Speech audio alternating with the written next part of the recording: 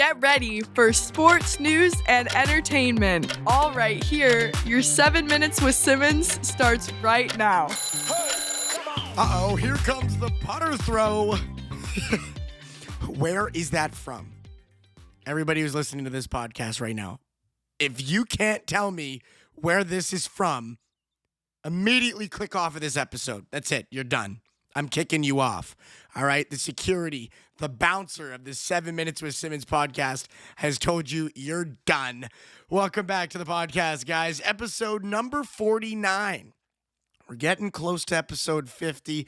Got to figure out what I'm going to do for it. Maybe something special. We'll have to really dig in and get to thinking, throw my thinking cap on and see what can we do that's special for episode 50. Isn't that crazy? 50 episodes. It feels like just yesterday I started this show, and I've been having a blast doing it. So thanks, guys, for the people who have been here the whole time. For the people who do listen every episode, I really appreciate your support. It's what keeps me going.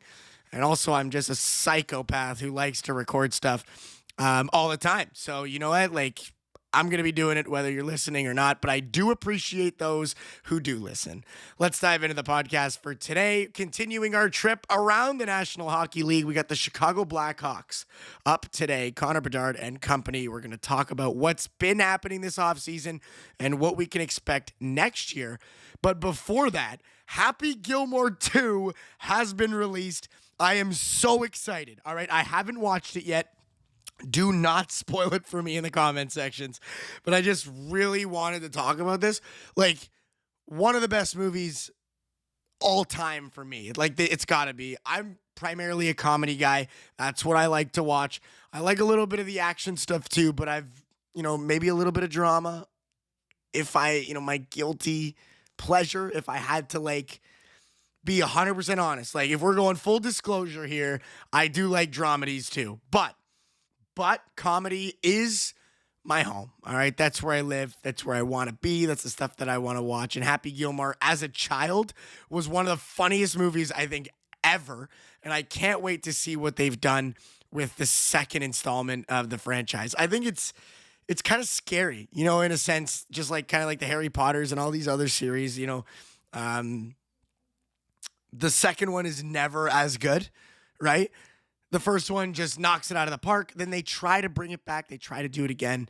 And it just never quite captures that level of entertainment, comedy, storyline, whatever it might be that was so good about the first one. The second one never seems to reach that same bar. So I'm interested to see if that changes, if this one's just as good. We'll see. I'm excited. Happy Gilmore 2. If you haven't watched it, be sure to go check it out. I think it's on Netflix and probably a couple other platforms. But I do have faith that Adam Sandler and the Happy Madison production team found a way to make it good, and I'm really hoping it is. Does Shooter McGavin make a return?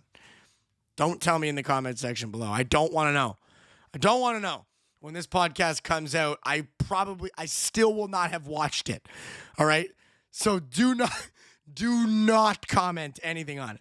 Speaking of comments, before we move into the Blackhawks, I will give a shout out. Lane Lounsbury, his comment on not last episode, but the episode before that, asking if there was going to be any football content coming up in September, October, anything, American football at that. And is there anything I'm going to talk about? Absolutely, Lane. I will definitely be diving in. I think I'm going to talk a bit about the Buffalo Bills. That's my team. I love going to watch their games. I'm a massive, massive supporter of Bills Mafia. I consider myself a member, all right? I'm a part of the club. I love the Buffalo Bills, and I'd love to get into maybe some podcast episodes for them. I know Lane is a big-time LA Rams fan, so I can't promise that I'll do anything Rams-related, but I will promise some Buffalo Bills content. Thank you for the comment, Lane. I really appreciate it. But let's get into today's topic. The Chicago Blackhawks, the offseason recap, a couple of things to get through. A new head coach. Goaltending seems to be a problem solved.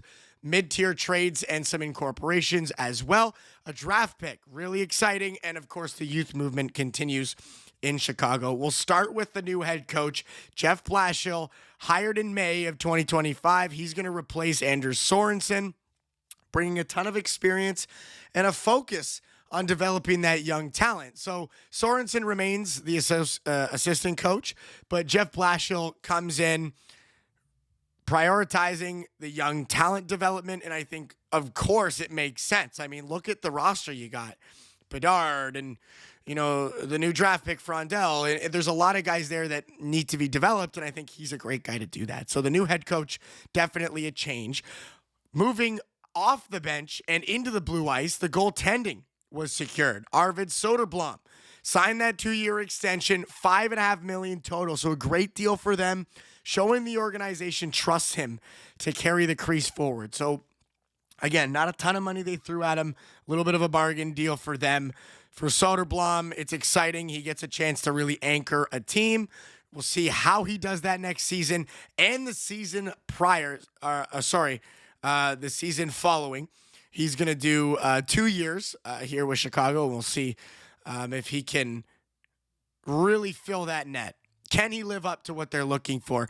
And some of the trades, Burakovsky's gone from Seattle. He came in exchange for Joe Veleno. That's exciting. They also acquired Sam Lafferty from Buffalo, and they traded defenseman Victor Soderstrom to Boston for prospect Ryan Mass, plus a draft pick, adding some future assets over the immediate return. So really exciting. The draft pick, again, was another one. So Anton Frondell, the center from Sweden, with the number 3 overall pick, they quickly signed him to that 3-year entry-level deal. So there's a lot of really exciting things happening in Chicago, a lot of growth there, a lot of potential for growth, a lot of future consideration happening in Chicago.